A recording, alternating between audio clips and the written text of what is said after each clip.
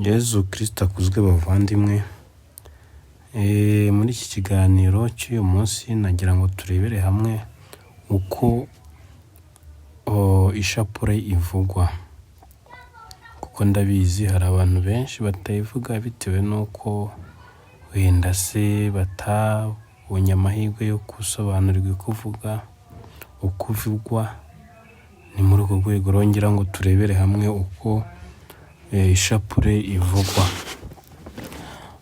Mu kuvuga ishapure rero utangira n'isengesho. Mbere na mbere isengesho ryose ritangizwa ikimenyetso cy'umusaraba. Mu kuvuga ishapure rero ukora ikimenyetso cy'umusaraba, ugahita uvuga isengesho rya ndemera Imana Data ku isaro rya mbere, ugakurikizaho dawe uri mu ijuru. Hagati ya masaro atatu ya ndakuramutsa Mariya n'ijya ndemera Imana ndatuvuga dawe uri mu ijuru. Then ugahita ujya kuri ya masaro atatu yegeranye, ugavuga ndakuramutsa Mariya eshatu.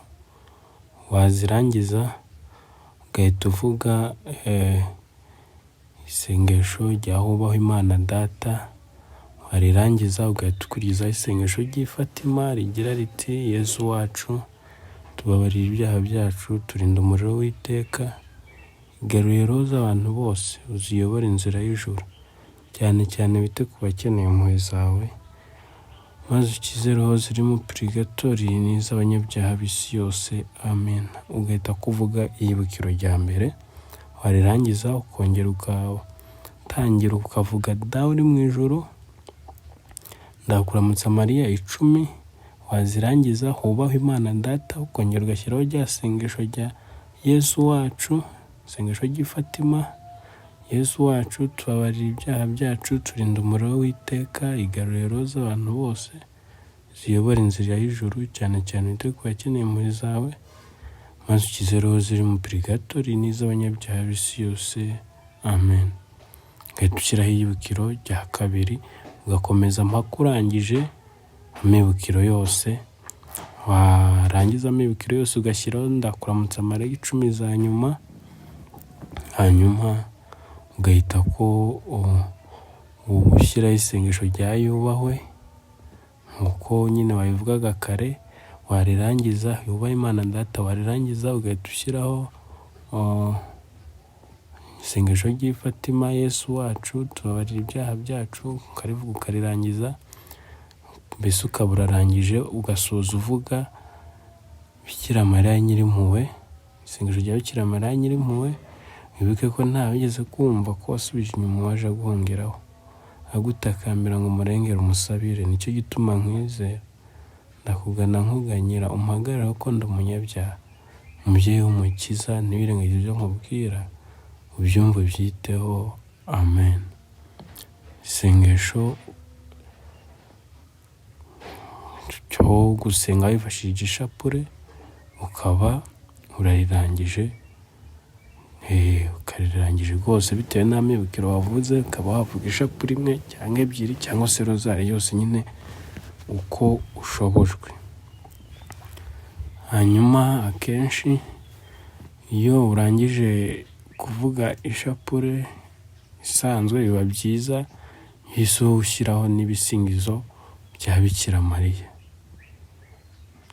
Ubutaha tuzarebera hamwe uko ibyo bisingizo bya Bikira Mariya ibyo ari byo n'uko bivugwa. Ubwo none nagira ngo tubanze tumenye neza uko ishapure ivugwa, nibirangira tuzabone kureba n'ibyo bisingizo ndetse n'andi moko y'ishapure yose atandukanye tuzayabona. Nagira rero mbashishikarize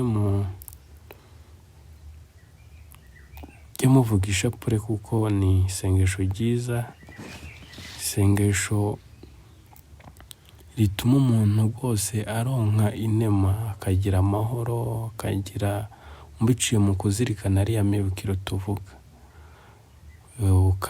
Ukanigiraho mbese kugira izo nema tuba dusaba iyo tuvuga ariya mibukiro, ukamenya kwitwararika, ukamenya kugira icyubahiro cya Nyagasani, ukamenya Mbese ishapule irafasha rwose, ntabwo ari ibihimbano, ni isengesho umwanzi Satani atinya cyane.